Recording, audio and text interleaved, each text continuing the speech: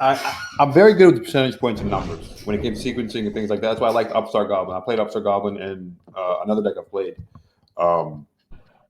And a lot of the things come down to what does your deck want to do, and how often and how consistent, and what's your goal here in this game. In this deck, it's essentially Sheehan or nothing.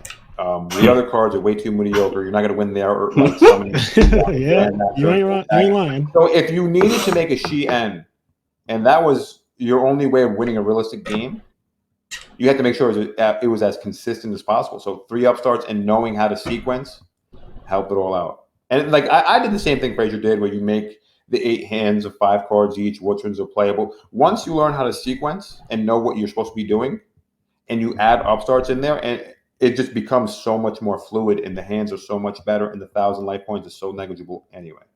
Yeah, I like this. I like this a lot. I also didn't know.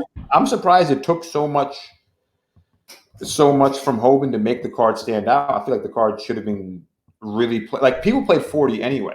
Yeah, and then you could play 37, and if you know how to play the card, it's 37 with more percentage points because you know how to sequence. I agree with you 100%.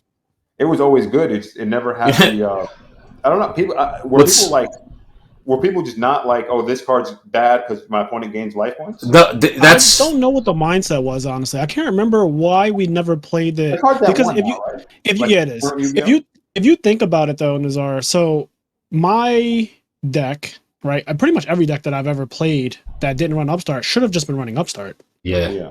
Like even the Gravekeeper deck can be corrected. The 2010 Gravekeeper deck could have been better if we just put 3 upstarts. Because we wanted to. So you said Sheehan or bust. My deck was Royal Tribute or bust. Like obviously, I could beat you straight up if I just Necro Valley your plant deck because plants suck against Necro Valley. Yeah. But realistically, my real goal is to play Duality, play Allure, and draw into or not Allure, but play Duality, and then thin my deck out and try to find Royal Tribute. Right? That's the whole goal of the Gravekeeper deck. It's the auto win. It's a guaranteed game against every deck. Mm-hmm. So Upstart literally just makes that happen more often, and it's good going first and second. And how you said you thinned your deck out before you would play it, we could have done the same thing with Commandant, like discard him, search out Necro Valley. Yeah, you could have gotten some like real fun combos where it's like you discard double Commandant, and then you stell it back, discard another one. You got all 3 of the Necro Valleys out, and then you powder Duality and see an Upstart Goblin now, and then you're sequencing correctly. The deck's thin, and there's no more Necro Valleys. I did the same thing with Evil Swarm with Ophion. I would thin out things and then Allure, and it was once you learn how to do it, you draw a lot better, and it seems like it turns out your win percentage does go up once you have the big enough sample size. It really worked because when I look back at it now, I understood why people called me a cheater. My numbers were so crazy. My records were. I was too consistent with decks with like 6 vanillas, and Samurai sometimes didn't even give you a first turn play. It seemed way too consistent. I agree. It seemed way too good. I'm going undefeated with 6 normals on my deck. How's he doing that? How did he make it? I actually played 41 in that deck because of that. So I knew how to make it go from like 40 with 3 upstarts to even more than 40. So depending on the deck and how you want to do it, because you don't want to draw the vanillas. I'll say this: I've played you many times now in my life, and I said at the start of this podcast that you are literally one of the hardest opponents I've ever had. Now, I've played against every pro in the game's history. Everybody. Billy Brigg, Patrick Hoban, Jeff Jones, literally all the big names. I've played against them. And I have a pretty decent record against everyone I've ever played, except you. Like, honestly, I think you are the only person out of the really, really good people, or people who I would consider really good, who has a crazy, like, hard record. Like, my record against you is just not good. And I think that every time I play you, not only does our match in top 8 of Dallas, so this is your second win with Rabbit, and I think we both said that whoever won that match was winning that YCS, right? Like, we looked at the rest of the people within that ring, and it's no shade, but like the other 6 people did not matter for that particular tournament. We both knew whatever one of us came out on top of that YCS or in that top 8 match was winning the tournament. Obviously you won, and then you won the whole thing. And it's crazy because I always think about that. That could have easily been my second win, only because I opened up game 1 the nuts. Like, I opened up Rabbit, Tour Guide, everything. And I think you Rabbit Tour Guide me. You wanted to roll Rabbit Tour Guide me, and then I got cracked. And then I win game 2, you win game 3.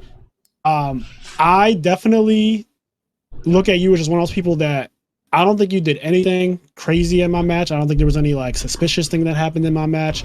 I know that there were rumors like you just brought up, but every time I played you, it just seemed like you genuinely just knew what you were doing, and also don't draw bad. Well, yeah, I mean that's how you win, right? Yes, you have your deck. Your deck has to be good, right? I engineer the decks to draw as well as possible. Yes, which is a big part in winning. Card quality and deck choices was really weird. Yes. Did you play BLS? And Rabbit? Yeah. I think I did. Okay, good. Because people like Jojo Orlando, which I played in top 16, played like Macrocosmos and not BLS in their deck. And I'm like, yo, BLS is probably the most powerful card in the room at all times. You know, this card shouldn't be off of the list. And it's hard to lose a game that you actually draw that card and it's castable. So, and people just don't have that card in their deck. And I'm like, that's crazy. I'm just getting free auto wins.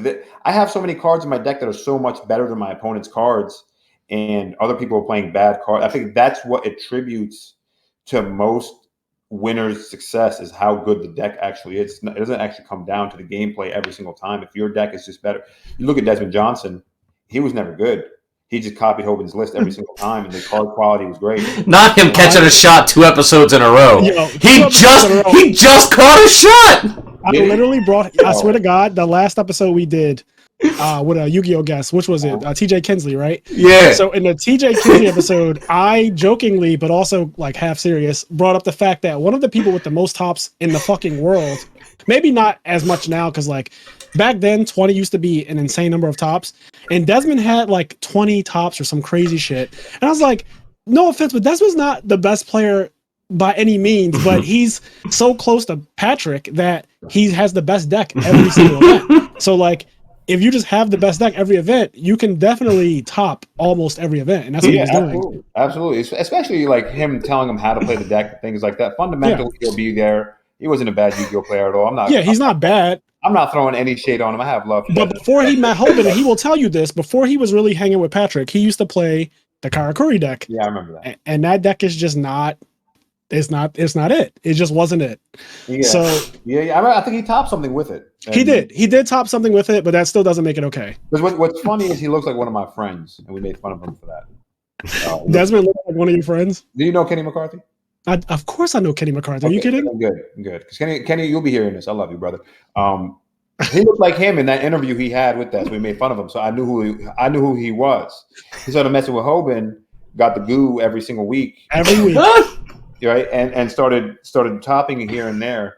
Bro doubled. We could combine our tops, and Desmond back then would have been like, I got like twice as many as y'all combined. Like he was out of control. Probably. How many do you have anyway?